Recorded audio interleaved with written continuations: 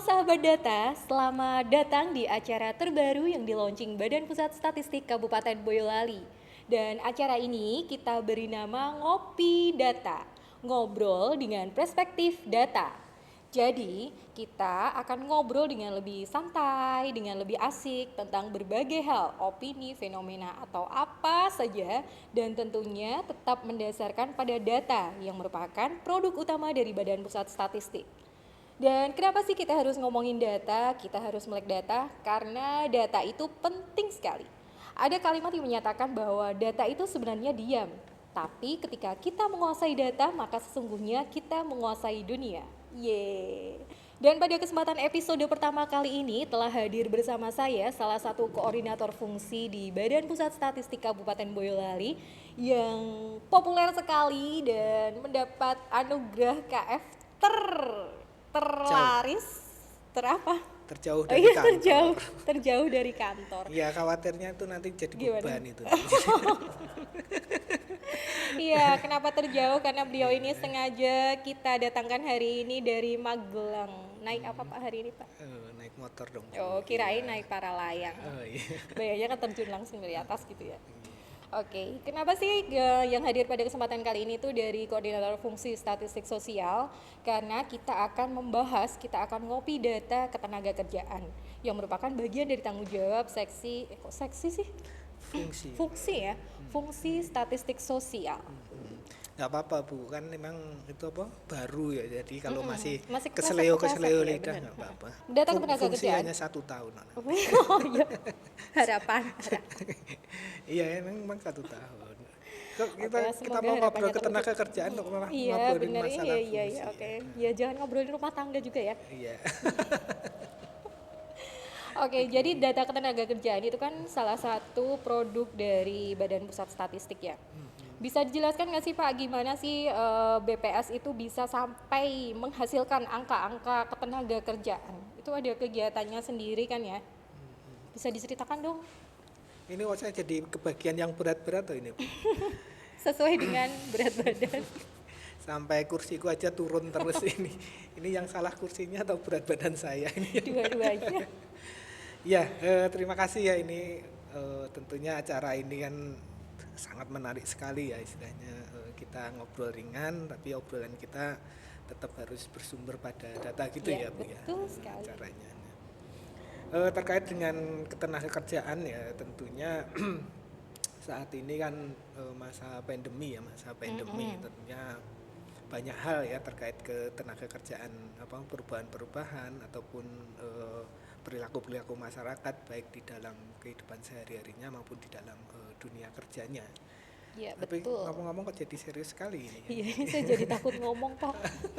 Saya diam aja deh, anak kecil. Iya, kalau menurut Ibu host sendiri gimana ini terkait dengan data-data BPS? Ibu Nggak tahu saya. pernah nggak sih ada orang berkeluh kesah tentang data BPS gitu? Oh iya, iya kebetulan kan saya di bagian pelayanan statistik terpadu juga ya Pak ya. Jadi kalau secara garis besar sih overallnya tuh udah cukup baiklah respon masyarakat terhadap data-data yang dihasilkan BPS. Apalagi sekarang kan aksesnya jadi lebih mudah ya. Tidak harus datang ke PST, tetapi mereka juga bisa langsung mengakses melalui website.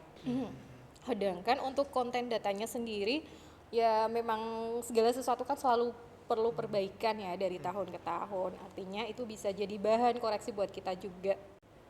Iya, data ketenagakerjaan ini cukup banyak sih Pak diakses oleh baik dari mahasiswa maupun dari instansi pemerintah sendiri. Karena memang data ini cukup penting kan ya, dan cukup eksis karena terkait dengan angka pengangguran, angka partisipasi angkatan kerja, seperti itu. Kayaknya lebih baik kita jelasin dulu deh gimana sih prosesnya sampai bisa dapat angka itu, dapat dari mana? Apa dari ramalan atau apa? Ya suka-suka aku sebagai tamu dong. Oh gitu. Aku mau ngapain Oh gitu kan. gitu ya, baiklah. Aku Kamu adalah raja, tapi Iya, aku tamu. ratunya. Oke. Pernah nggak sih dengar orang ya, orang meragukan kualitas data BPS itu pernah dengar nggak sih? Iya pernah lah, pernah banget, pernah banget. Cuman kan Itu merasa sedih nggak nih sebagai insan sedih lah, BPS? sedih banget. Apalagi kalau lagi ngebayangin di lapangan nih ya susah suka dukanya tuh kayak gimana, udah panas-panas, pandemi lagi, ngumpulin data susah, dan sudah berupaya sedemikian rupa, tapi ternyata tuh sama masyarakat masih diragukan gitu originalitasnya, Sebagian akurasinya, seperti itu. masyarakat, iya. Sebagian sih.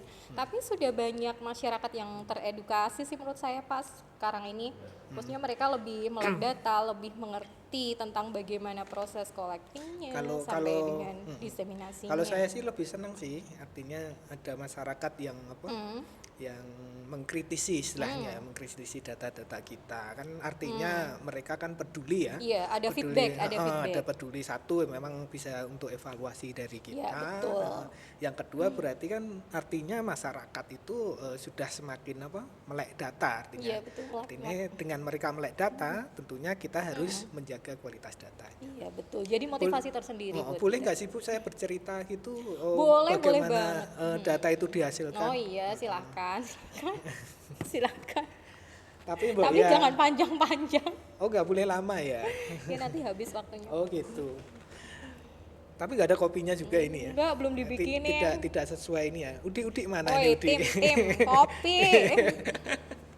Oke ya, saya bercerita sedikit ya, sedikit. Iya, Bagaimana data itu diperoleh, artinya biar masyarakat juga paham bahwa yang dihasilkan BPS itu benar-benar sesuai dengan moto BPS, yaitu menghasilkan data berkualitas. Betul. Nah, perlu teman-teman, Sahabat data ini. perlu sahabat panggilannya. data ya, perlu sahabat data ketahui ya bahwa persiapan untuk menghasilkan data itu petugas yang akan turun ke lapangan itu agar mereka itu paham ya terhadap semua variabel-variabel yang ditanyakan. Banyak Itu ya, banyak variabel kan itu. Nah, itu kan kita latih dahulu. Jadi setiap satu variabel itu maksud pertanyaan itu apa, kegunaannya untuk apa, itu agar petugas itu memahami pertanyaan-pertanyaan yang akan ditujukan kepada respondennya. Itu itu baru mau pelaksanaan lapangannya Itu Bu. ada latihan wawancaranya juga kayaknya, Oh Pak, ya? iya, ada latihan. Jadi biar bisa diketahui ya misalnya petugas itu apakah cara bertanyanya itu sudah betul baik. atau belum. Sudah Ibu pernah sesuai jadi dengan apa petugas yang nggak? disampaikan. Sudah, Pernah jadi alhamdulillah petugas. sudah. Terus gimana dong pengalamannya waktu jadi petugas? Sedih saya, Pak. Jadi, Pertama karena saya sering dikira sales. terus Iya. Dua, karena sering dikira mau ngasih bantuan. Tapi di luar semua itu ada banyak sekali pengalaman yang didapat saat menjadi petugas sensus maupun survei di lapangan ya. oh betul. Jadi karena ketika kita terjun langsung ke lapangan, kita akan tahu fenomena apa sih sebenarnya yang terjadi di lapangan, khususnya Wah, itu misalkan ini keren. terkait dengan ketenaga kerjaan. Itu tuh kalau untuk orang statistik itu tuh sangat penting sekali ya, Oh, tahu iya, iya. tahu kondisi lapangan itu karena itu Ya, akan betul. akan menghasilkan feeling seorang statistisi gitu. Iya, iya. Itu dibutuhkan sekali itu. Oh, gitu. Itu dibutuhkan. Jadi Dapat feelnya. dapat feel-nya. Jadi ketika kita mau mempresentasikan hasil karena kita itu pernah turun ke lapangan Iya. kan artinya kan kita tahu persis Boyolali itu kayak gini kondisinya. Di betul sebelah mana aja sih yang bisa memetakan di kecamatan A itu profilnya seperti apa, B seperti apa. Kita kembali ke bagaimana BPS menghasilkan data berkualitas tadi. Kita latih. Setelah kita latih kan petugas Apa nih proses turun ke lapangan itu. Nah, setelah Ya, petugas betul. turun ke lapangan. Nah, dari sisi struktur petugas pun untuk menjaga kualitas data itu ada yang namanya pencacah, Oke. kemudian ada yang namanya Iya. pengawas. Nah, artinya PML, PML ya, pengawas lapangan. Artinya PML ini tentunya dia harus memiliki kemampuan melebihi dari BCL-nya karena dia itu adalah filter awal Iya, awal untuk menjaga kualitas data tersebut. Iya, Jadi PML betul itu banget. mendampingi petugas ke lapangan memastikan bahwa pelaksanaan pencacahan sesuai dengan SOP yang Berlaku. kan gitu. Nah, setelah itu masih ada tahapan berikutnya. Apa nih, Pak? Tahapan berikutnya yaitu Saya pura-pura nggak tahu dulu ini soalnya. oke. Nah, tahapan berikutnya adalah dokumen kan sudah selesai dilaksanakan pencacahan, kemudian dilakukan pemeriksaan Oleh pengawasnya oleh juga ya. pengawas sebelum dibawa ke kantor BPS Boyolali. Iya. Nah, Terus proses masih selanjutnya. ada tahapan lagi di situ, yaitu editing ya namanya ya. Editing itu dilakukan pemeriksaan lebih teliti lagi, lebih detail lagi. Di situ ada diedit oleh PML ya, tapi secara Iya. apa itu namanya silang ya, Oke. disilang. Jadi tidak memeriksa punya sendiri ya, tidak Sendiri. ngedit punya Nah, sendiri. itulah bagaimana BPS itu Menjaga menjaga kualitas kualitas. data itu. Itu Bagian yang selanjutnya saya yang kerangin dong, itu kan bagian saya itu. coba terus selanjutnya kan di pengolahan. Kalau Iya, proses betul. pengolahan gimana itu? Proses pengolahan Iya. untuk menghasilkan data berkualitasnya. Jadi setelah dokumen di editing coding sudah dipastikan bersih dari segi lapangan ya, kontennya, Konsistensi, konsistensi, terus kelengkapan kelengkapan isian, isian, seperti itu.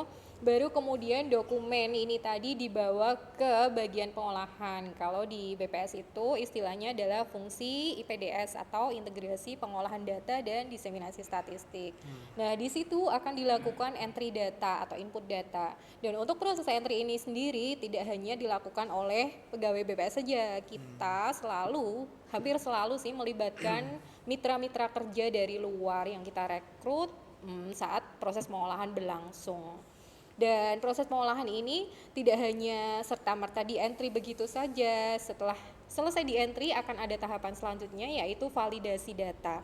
Validasi data ini tetap melibatkan pengawas ya, istilahnya tadi pengawas lapangan untuk mengecek kembali jika masih terdapat error yang muncul di program, apakah memang benar ada kesalahan pada isian atau kesalahan input data, dan akan dilakukan perbaikan.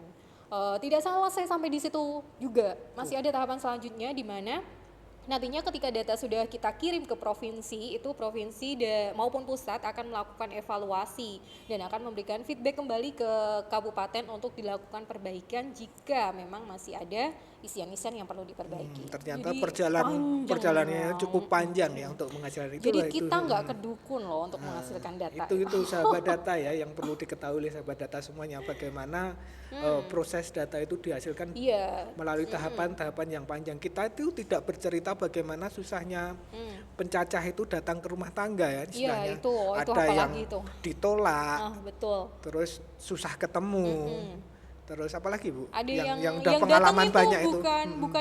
bukan orangnya, tapi Apa? peliharaannya juga ada Oh, itu. gitu. Kalau di wilayah perkotaan biasanya ya seperti itu. Kalau ketemu orang galak udah biasa ya. Udah sering. Karena rata-rata kan pasti istrinya galak-galak ini.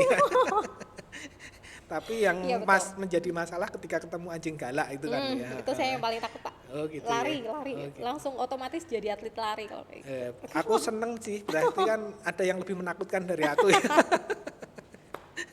Iya, bersyukurlah. Bersyukurlah ada ya. Nah itulah sahabat data semuanya, artinya bahwa secara statistik kan istilahnya bahwa kualitas data itu kan ditentukan oleh petugas, oleh responden dan petugas ya. Artinya yang bisa dilakukan oleh BPS itu adalah zero error dari zero petugasnya errornya. kan, Iya. ya kan. Artinya kalau dari jawaban responden itu kan kita tidak tentunya tidak bisa memaksa kepada respondennya. Cuman kita terlalu berharap pastinya kepada masyarakat karena ini begitu pentingnya data BPS ini, mohon agar kepada masyarakat bisa memberikan jawaban apa adanya. Dan juga di kesempatan ini juga ya Ibu Hus ya. Manggilnya jangan Ibu host apa dong? Enaknya apa nih manggilnya? Mbak Risti ya. Saya itu boleh. suka lupa ya kalau udah berdua begini. Gitu. Pengen manggilnya yang lain. Itu nanti aja di belakang, di belakang layar. Oke, gitu Mbak Risti. Jadi kan yang kita lakukan zero di BPS, di petugas BPS. Zero kesalahan di petugas BPS-nya sampai di tampilannya gitu. Itu Iya. adalah prosesnya tapi begitu panjang. Proses yang sangat panjang ya, yang Iya. dan selalu dalam setiap tahapan itu kan baik petugas lapangan maupun petugas entry tadi tuh kita selalu melibatkan orang luar ya Pak Mitra. Jadi artinya itu sebagai bagian dari kontrol juga kan dari masyarakat bahwa pengumpulan data, proses pengumpulan data, pengolahan data itu tidak dimonopoli oleh BPS sebenarnya. Tetap melibatkan orang-orang dari luar. Oke. Dan dari tadi kita ngomongin data tenaga kerja tapi saya lupa nih Pak, angka pengangguran kita berapa ya terakhir ya? Sebelum itu Apa dong? saya bercerita dulu dong. Cerita sebelum itu lagi, ini hobi bercerita cerita lagi. mungkin dulu mantan guru TK. Kenapa sih ketenaga kerjaan itu dikumpulkan kan gitu. Data ketenaga kerjaan ya harus Itu dikumpulkan. kenapa sih itu karena kan dia sudah menjadi target pemerintah ya pengangguran. Jadi di kehidupan kita ya, di kehidupan kita itu kan ada istilahnya kan aktivitas ekonomi ya Bu. Jadi baju kita, makanan kita itu kan hasil dari sebuah produk.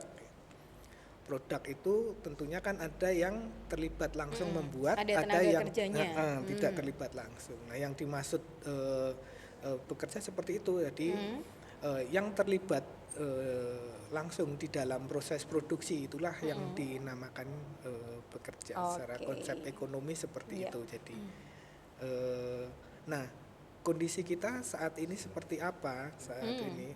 Itu Terutama tentunya di masa pandemi ini ya Pak, di beda masa banget pandemi. nih. Nah, baru-barusan ini kan memang BPS Boyolali dan BPS nasional tentunya ya, secara nasional itu kan mengumpulkan data Sakernas ya. Data Iya, Sakernas itu adalah memang di sana menghasilkan indikator-indikator ketenaga kerjaan. Survei Angkatan Kerja Nasional. Survei Angkatan Kerja Nasional. Sumber utama data ketenaga kerjaan Sumber yang utama dari data. BPS ya. Betul.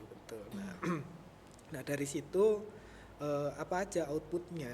Outputnya biasanya kalau orang sih pahamnya itu kan terkait dengan angka pengangguran. Iya. Kemudian di sana juga bisa menghitung kesempatan kerja.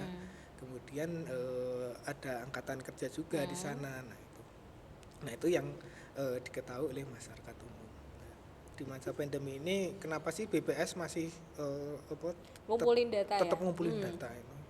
Ya itu kemarin tetap dilaksanakan ya meskipun dengan segala bentuk keterbatasan yang ada mulai dari tahapan pelatihan sampai dengan pelaksanaannya tuh benar-benar berbeda dari tahun-tahun sebelumnya ya. Betul. Tahu kan ya? Tahu Berbedanya dong. apa? Iya, satu. Kalau Bu Risti tahu, cuman kira-kira sahabat Tata tahu enggak ya? Jadi kalau biasanya tuh, ini kita kan Indonesia tuh masuk pandemi itu sekitaran bulan Maret 2020 ya. Jadi pelaksanaan survei Angkatan Kerja Nasional itu setiap tahunnya dilaksanakan 2 kali ya.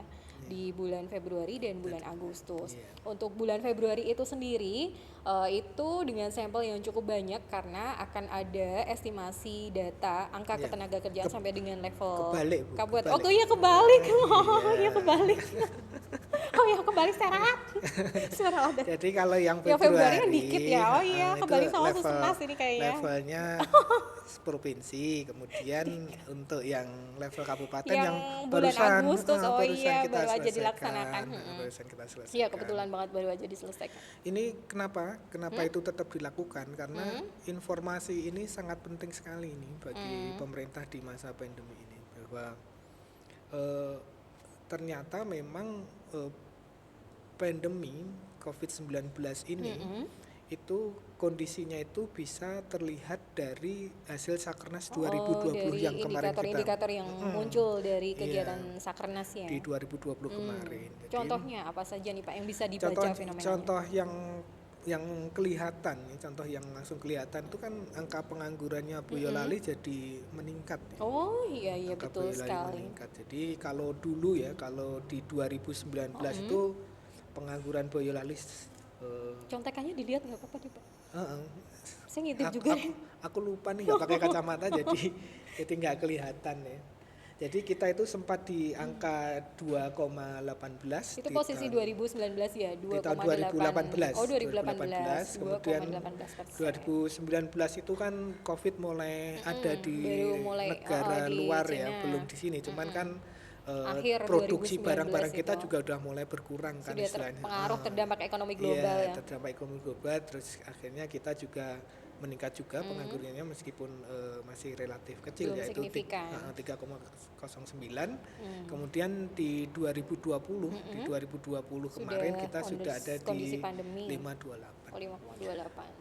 Eh, Memaknai angka-angka tersebut itu seperti apa? Artinya memaknai angka tersebut seperti apa? Artinya di sana itu kalau kita lihat angkatan kerjanya ya, angkatan kerja itu sebenarnya selama 2018, 2019, 2020 itu selalu meningkat ya, yaitu Jumlah angkatan kerjanya. dari 72,31 kemudian 72,70 dan terakhir itu bahkan di 2020 itu angkatan kerja kita itu 75,11. 75%. Oh, cukup tinggi juga. 75,19. Itu mengindikasikan bahwa orang-orang yang terlibat di dalam kegiatan ekonomi itu sebenarnya selalu meningkat. Cuman permasalahannya itu mereka itu apakah terlibat langsung atau sedang mempersiapkan atau gitu. sedang mencari kan gitu. Nah, kalau di tahun-tahun sebelumnya yang terlibat langsung itu banyak karena memang tersedia lapangan pekerjaan untuk mereka, sehingga angka penganggurannya kan jadi kecil, rendah. Nah, di tahun 2020 ini kebanyakan itu sedang mempersiapkan dan mencari pekerjaan. Iya, posisinya tidak sedang bekerja berarti. Iya, posisi tidak sedang bekerja, tapi mereka sebenarnya berkeinginan untuk terlibat di kegiatan ekonomi tersebut gitu. Jadi dari situ bisa ditangkap bahwa ada masyarakat yang pengen bekerja tapi lapangan pekerjaannya tidak tersedia, sehingga ini tentunya berdampak kepada angka pengangguran Kabupaten Boyolali yang cukup tinggi. Nah, itu sebagian kecil dari data Sakernas yang dihasilkan. Karena kalau bicara data ketenaga kerjaan pasti orientasinya langsung pertama kali itu berapa sih angka pengangguran. Kita belum di Sakernas juga bisa terlihat banyak itu, padahal ya itu yang salah bisa satu yang kita dapatkan dari yang bisa kita Sakernas. dapat yang lain yaitu terkait dengan lapangan usaha. Oh iya, betul. Iya, soalnya Lapangan usaha juga. itu juga kondisi COVID ini itu juga pergerakannya kelihatan. Iya, makanya saya juga agak bingung nih Pak, kan kondisi pandemi ya, banyak pabrik yang nggak tutup sih mungkin, masih beroperasi, cuman mereka mengurangi resource-nya, mengurangi sumber daya manusianya, tenaga kerjanya dipangkas ya untuk meminimalisir biaya produksinya. Dan ternyata nyatanya di real kondisi lapangannya itu kita lihat mereka tetap bisa hidup, artinya kan tetap punya pekerjaan kan sekarang. Berarti itu secara kasat mata saja bisa kita lihat ada pergeseran jenis lapangan usaha yang dulunya mungkin di bagian industri, terus sekarang mereka jadi apa ya? Lumayan juga ini sejak kuliah MM. Ya dong, harus meningkat. Sejak kuliah MN ini pengetahuan ekonominya lumayan. Betul Bu. Jadi seperti itu. Jadi ya itu memang juga bergeser ya, dari data tuh bisa kita lihat tertangkap juga ya. Ini ya kalau kita lihat di kepean saya. Iya, silahkan dipakai dulu kacamatanya, takutnya salah nanti pas baca datanya. Oke. Di 2019 itu yang bekerja di sektor perekonomian, pertanian itu hanya 28,59%. Tapi di 2020 itu meningkat menjadi 32,66%. Gitu. Ini kan tidak semestinya kan, karena kan semakin maju suatu daerah, tentunya mestinya sektor pertanian semakin turun. Industrinya yang naik. Nah, ini kebalik nih, industri semua turun, industri dan jasa turun semuanya. Mereka beralih ke pertanian. Artinya data ini, informasi ini tentunya bisa ditangkap oleh pemerintah. Seandainya suatu saat nanti COVID-19 ini berakhir. Artinya banyak sekali tenaga kerja yang tidak bekerja sesuai dengan keahliannya. Oh iya, karena terpaksa mungkin Karena ya. terpaksa hanya untuk bertahan hidup. Ini kan menjadi PR bagi pemerintah nantinya. Nah, itu data-data seperti ini kan tentunya menjadi informasi yang penting sekali bagi pemerintah nanti bagaimana kebijakan pemerintah terhadap kondisi yang ada. Karena ketika ketika orang-orang ini tidak bekerja sesuai dengan profesinya atau sesuai dengan keahliannya, tentunya tidak akan mendapatkan penghasilan yang Iya, semestinya, tidak, dan itu betul, nanti akan betul. melahirkan kemiskinan. Dari Begitu, sisi Bu. manajemen juga seperti itu, Oh, tidak dari sisi tercapai tujuannya. Oh, itu di Oh, MM tidak efektif, belajar seperti itu efisien. juga. Ya, belajar dong. Keren, Banyak keren, yang saya keren juga pelajari. ya. Itu MM mana ya, Bu ya? Madrasah, Oh. apa ya. Ya, jadi Oke. ternyata banyak sekali yang bisa kita ambil dari data survei Apalagi Angkatan nih? Kerja Apa Nasional boleh ya. cerita yang lain lagi Enggak, tentang udah nanti aja. udah aja. Ini baru melihat dari dua aspek aja ya. Dari dua aspek aja Dari- sudah begitu banyak yang bisa iya. kita ceritakan. Bisa banyak yang diinterpretasikan ya. Belum kita bercerita dari hasil Sakernas juga tentang pendidikan dan Oh iya, bekerja. betul sekali. Juga pergeseran itu Pak yang kemarin sempat kita bicarakan ya, tentang kapan sih kita kemungkinan bicara? rahasia dong, lupa ini keceplosan. Itu kan di masa pandemi ini banyak anak-anak usia sekolah yang memang mereka itu dirumahkan istilahnya, maksudnya Betul. belajar dari Nah, rumah itu dan yang- akhirnya itu yang mau tak ya, ceritakan betul. juga Karena itu. kondisi ekonomi akhirnya mereka dituntut juga oleh orang tuanya untuk turut membantu. Mungkin ini bisa dibaca juga nih datanya, ada Iya, peningkatan ya, peningkatan jadi jumlah banyak pekerja di banyak usia pekerja-pekerja di usia dini. pelajar. Itu juga harus menjadi PR pemerintah juga, karena ketika di usia-usia tersebut Iya. pun ketika bekerja, artinya tentunya mereka tidak memiliki pekerjaan yang berkualitas. Iya, betul. Dari sisi pekerjaannya tidak berkualitas, kemampuannya, keahliannya juga tidak Betul. sesuai. Nah, kalau informasi itu sampai, tentunya pemerintah juga harus ada kebijakan, apakah membuatkan BLK, Oh, latihan iya. kerja dan yang lain untuk mereka, agar mereka bisa meningkatkan income dan pendapatannya karena sudah bekerja sesuai dengan keahliannya. Iya. Itu, Bu. Ternyata banyak banget ini sahabat data yang bisa kita interpretasikan dari data-data yang dihasilkan dari survei Angkatan Kerja Nasional. Sebenarnya masih pengen ngobrol panjang banget ya, karena data Sakernas itu tuh kompleks dan itu tuh bisa jadi sumber data mungkin bagi sahabat data yang sekarang masih dalam proses penyusunan skripsi atau yang lainnya. Banyak sekali fenomena yang bisa kita baca melalui data-data Sakernas. Mungkin bisa kita sambung lain kali ya Pak. Boleh nih. Saya sibuk tapi Kita ngundang tamu lagi iya nggak bisa nih? direncanakan deh setelah ini. Oke, baiklah. Demikian tadi episode pertama kita untuk Ngopi Data, ngobrol dengan perspektif data ketenaga kerjaan pada kesempatan kali ini, dan sampai bertemu kembali dengan kami Di acara, di acara Ngopi Data selanjutnya. Bye. Bye.